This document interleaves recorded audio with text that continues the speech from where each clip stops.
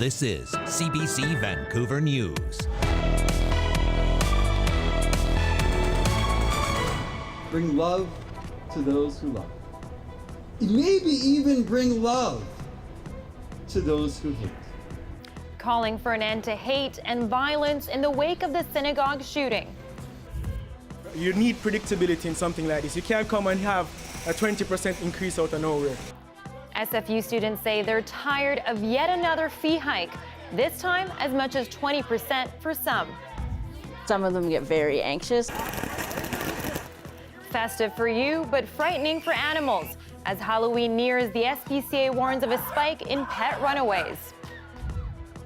Steady rain will continue overnight with drizzle tomorrow.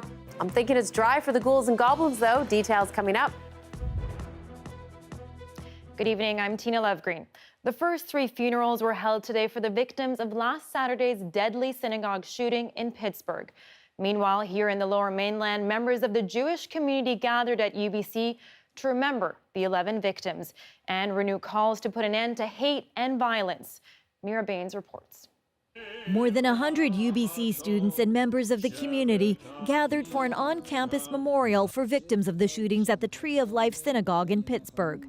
People lit candles while the names and ages of the 11 victims were read out loud. Daniel was thrilled to be a new grandfather. Prayers were said, and there were speeches from rabbis and students. In Judaism, we have a teaching called Tikkun Olam, which means to heal the world. This weekend, 11 worlds were destroyed. And marginalized communities and allies are practicing Tikkun Olam the world over, and it's so inspiring.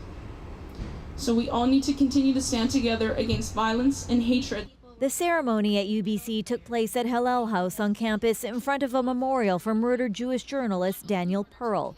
They expressed sorrow at the loss of the 11 lives, but also talked about how to fight against division in light of the tragedy. I want to encourage all of us to really use this moment as a catalyst in order to bring more love into this world, so that we join together not only holding candles and mourning in the future, but we join together as a community, not only here at UBC, but beyond. That message of unity is in focus at other memorial events for the victims. In Pittsburgh, U.S. President Donald Trump was greeted by protesters when he went there to pay his respects. The rabbi at the Tree of Life Synagogue welcomed the president, but had this message. Tone down the hate, speak words of love, speak words of decency and of respect.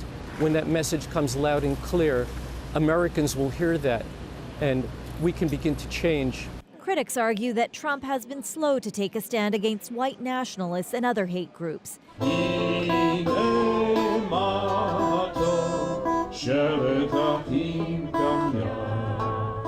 At the UBC campus, some students say they're in shock over what happened, but want to move forward with love, not fear. Mira Baines, CBC News, Vancouver.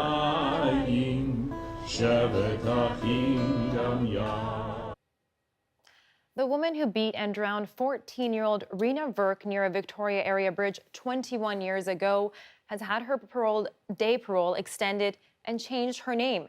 35-year-old Kelly Ellard was convicted of second-degree murder in 2005. The parole board granted her conditional day parole last November.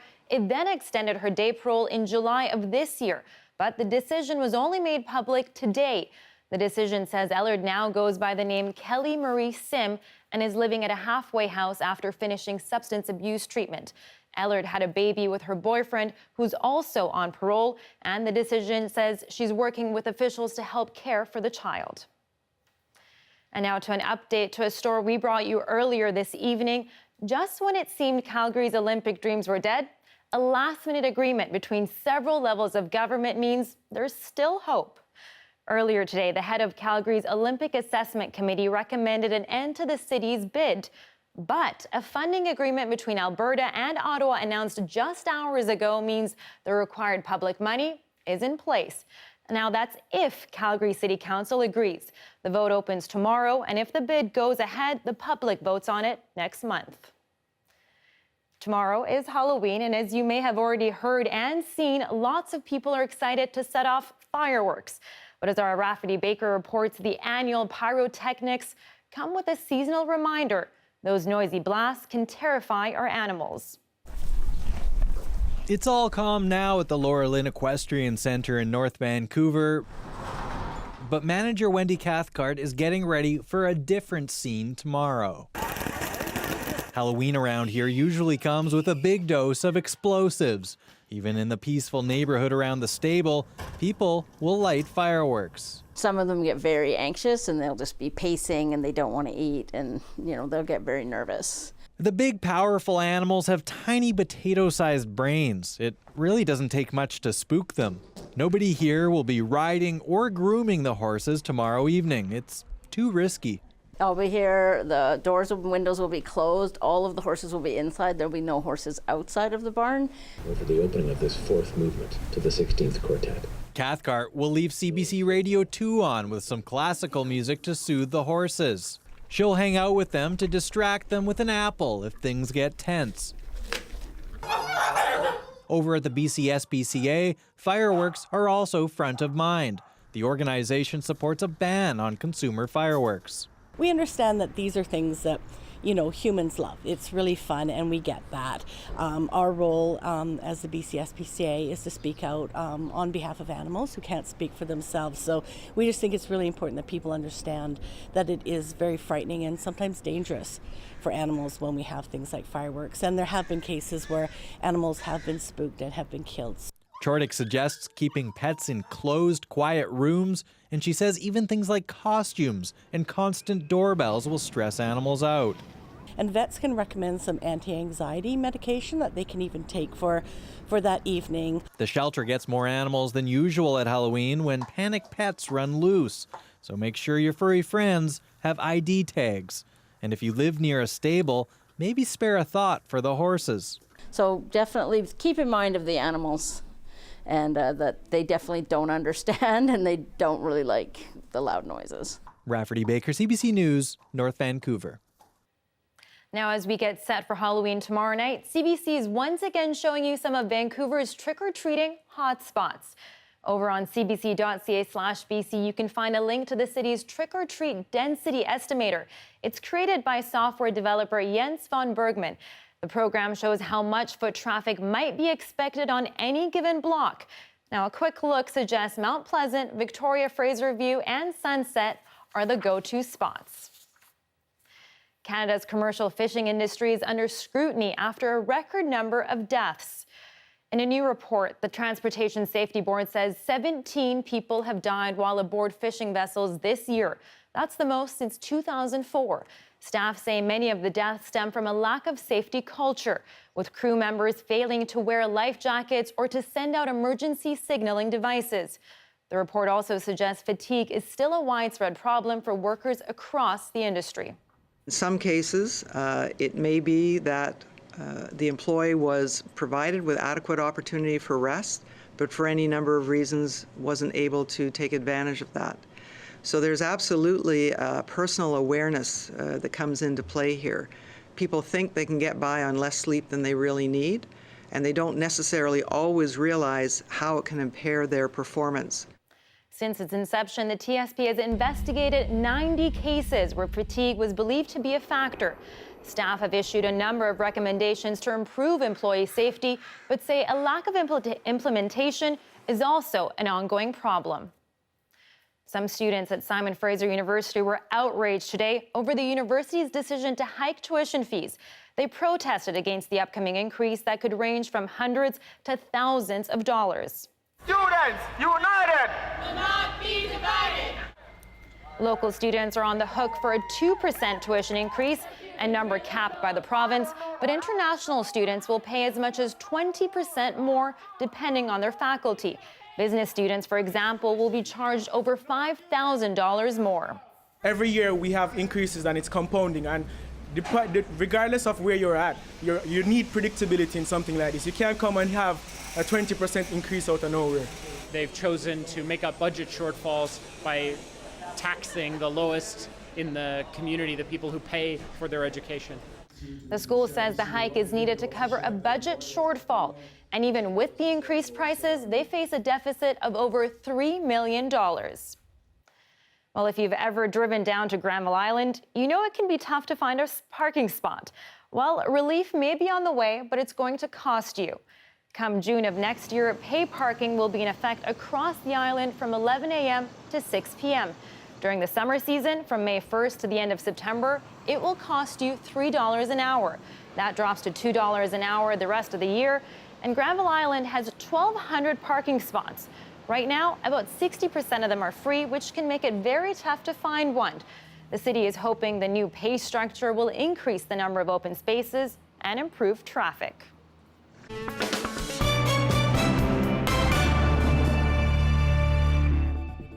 British Columbia's referendum on electoral reform is well underway. It's a chance for you to have your say on whether our province keeps its current first-past-the-post system or switches to a form of proportional representation.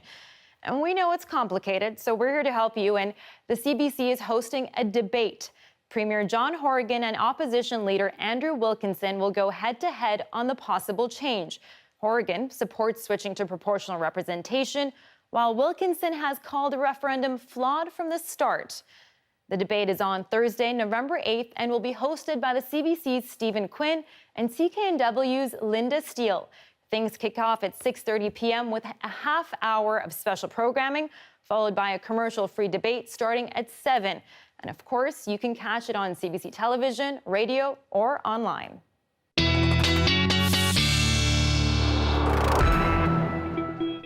CBC meteorologist Johanna Wagstaff joins us now.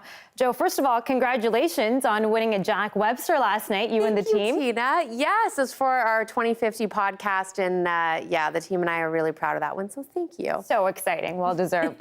Now on to the weather. How's it looking out there? Well, that one can't do as much about. We do have rain moving across the region right now, but I'm hoping we'll get a bit of a window just in time for the trick-or-treaters. So we've got one front bringing that steady rain right now in across the coast. That'll continue through the overnight. We've got a bit of a break. This is our Wednesday evening break out here in the Pacific before Wednesday late evening system will move in, and that will bring the rain right through Thursday. So I'll time it out coming up, but I actually just wanted to quickly take you through the time lapse. Nice start to the day, dry-ish, but we are going to get back into the rain before we know it. Already seen that move across Metro Vancouver, but kind of a meh day between systems, but I think we'll take it. Okay, thanks so much, Joe. We'll check back with you in a little bit. Sounds good.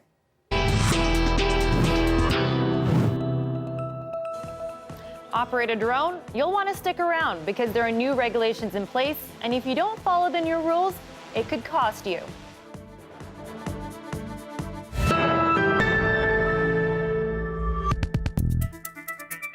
Welcome back. Well, stricter rules are coming for drone operators across the country. Transportation Canada says it's beefing up its regulations to ensure public safety.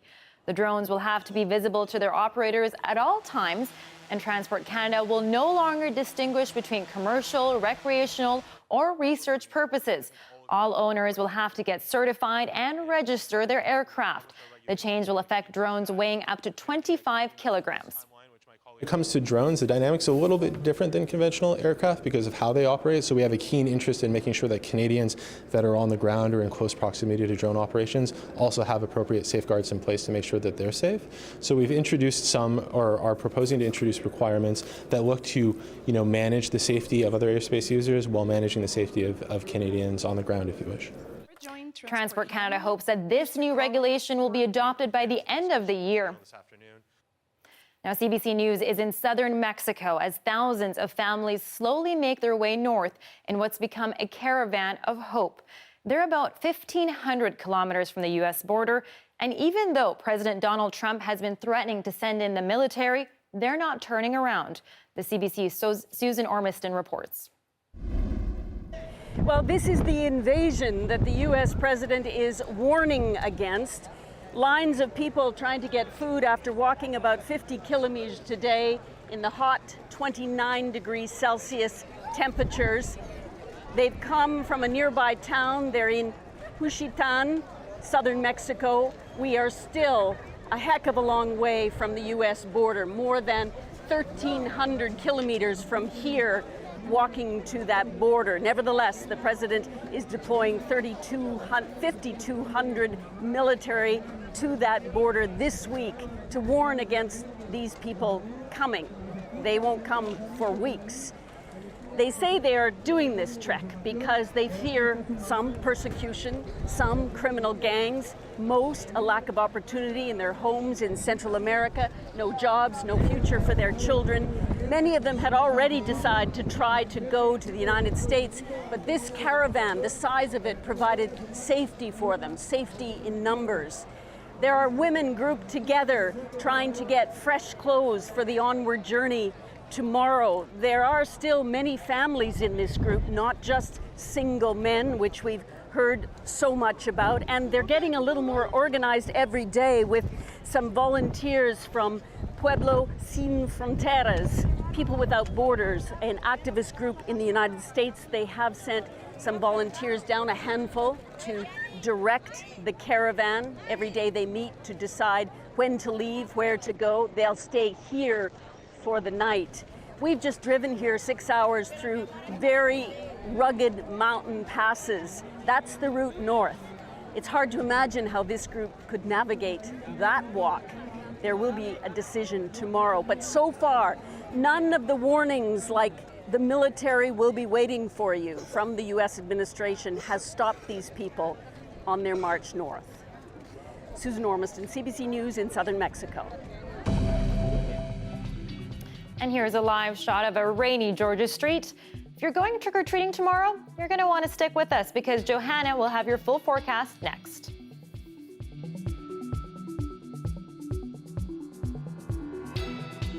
Hi, I'm Amy Bell, and here's what's in your CBC Vancouver inbox. CBC Vancouver is a proud sponsor of Vancouver Magazine's Power 50. The most influential leaders shaping Vancouver will be revealed on November 5th. And tickets are still available for Corleone's Remembrance Day concert, When There Is Peace. Learn more at corleone.org. For more on these events, check us out online. The weather update is brought to you by Train Extreme Conditions Testing. It's hard to stop a train. Really hard. Train, the most reliable heating and cooling brand.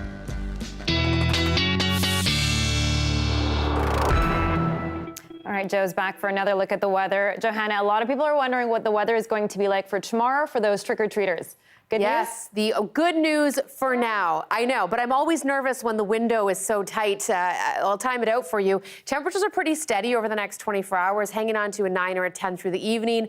It'll be a chillier night, not really getting much above 10 or 11, but things are looking dry after about the noon hour. So let me take you through the overnight. Here's that heavy rain we're seeing across Metro Vancouver now. Notice the blues, the purples, and the pinks showing up on our local mountains. Snow levels down around 1,400. So a better chance of seeing some accumulations at the very top of our local mountains. So here's overnight, still looking at the steady rain, stopping you at 7 a.m., starting to clear out. I think lingering drizzle, especially for the North Shore and the Valley possible. And we'll keep that risk in for those locations through the afternoon hours. But look, 4, 5, 6, especially towards Metro Vancouver. Again, lingering showers east of Abbotsford, but a good chance things will stay dry before a new system begins to swing in from the south through the overnight. So that window is short, but we've got a good 6 hours where things might just be dry enough that you can leave the garbage bags over the costumes, at least in the car. 11 in Victoria tomorrow, looking for those clearing skies as well for you. Same story in Port Hardy. You'll see that clearing earlier in the day. 7 for Whistler, taking your time to dry out. 11 for Kamloops and Kelowna. Your showers also coming in the morning, and snow levels also dropping down to about 1,200 meters for the interior. 8 in through Cranbrook, flurries in through the morning hours. We've got flurries up towards the north as well, and some sun in the afternoon. So in fact, the whole province kind of waiting for the break. This is the system moving through overnight tonight. This is Wednesday evening. It's fleeting, but it's dry. And then this is late Wednesday evening that'll bring that soggy system for Thursday. And there it is showing up with a nice spike in temperatures. Looks like we'll get some breaks between systems, but this is definitely a classic storm pattern, one after the other. Thanks so much, Joe. You're welcome. Tears and anger at the season-ending news conference for the Vancouver Whitecaps. We'll look at what's next for the changing team after the break. Wednesday on the Early Edition, Indigenous tourism numbers in BC are soaring. Our Reconcile This columnist Angela Starrett brings us the story of business owners making strides to protect culture, land, and create opportunities.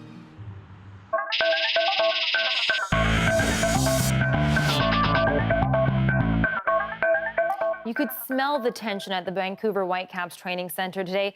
The club missed the MLS playoffs, fired their coach, and their best player is now off to Europe. As Megan Batchelor reports, players and management are shaking their heads. I want to leave. I'm not going to change my mind. Defiance from the Whitecaps team captain. What I don't like is two-faced people, you know. So I was really angry at some things, different things. The 30-year-old fullback won't say exactly who he's talking about, but his frustration was bubbling during the team's season-ending news conference. Experts warn it's not wise to be so vocal about wanting to leave town. That sense that anything can happen and that anything could be incredibly positive is what you want to have. And it's hard to do when your captain is saying, I'm done. Waston won't say exactly why he wants out, but he was upset when the team fired coach Carl Robinson in late September. The team is hoping for a fresh start in 2019. I'm excited. I'm excited about the opportunities that we have ahead of us and look forward to securing the coach. While some departures this season weren't by choice, a significant one was. Last weekend, fans and the team said goodbye to superstar Alphonso Davies. The 17-year-old signed a record-breaking $22 million transfer deal to play for Bayern Munich through 2023. In a less-than-ideal season, his former teammates say his move is a bright light. It's going to be great. He's going to have really, really good people around him. He's going to learn from really good coaches. He's going to learn from... Sorry, guys. Felipe Martins couldn't hide it. His first year with the Whitecaps was a rough one, on the pitch and at home. My kids had a tough time going through the transition. Sorry. They suffer from some stuff. What fans do know is they're hopeful for next season. We know that there's a new coach coming. We heard rumors and promises that we're going to get DPs. I heard the number 3. Hopefully most of the players stay so the team can gel more for next year, and then we can be excited about and cheer them on next year. A glimmer of hope that's been hard to find after this season. Megan Batchelor, CBC News, Vancouver. And that is your late news for this Tuesday. For news anytime, you can always go to our website, cbc.ca/BC. Your next local news is on the Early Edition on CBC Radio 1. That starts tomorrow morning at 5 a.m. Thanks so much for watching and have a good night.